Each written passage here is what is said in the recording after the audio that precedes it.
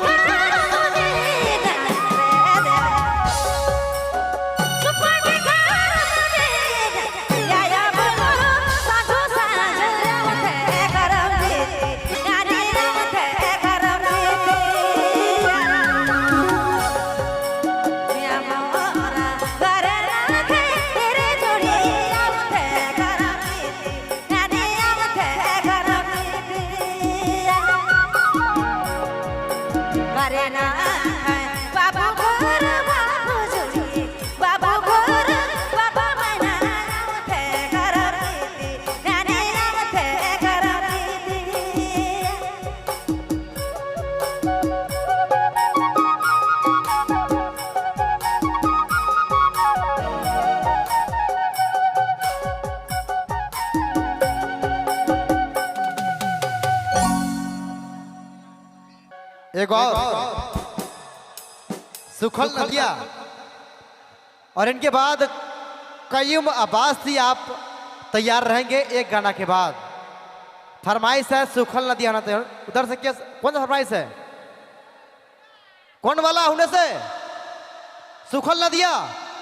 एक बार प्यार से तालियां हो जाए, तालियां प्यार से, तालियां प्यार से।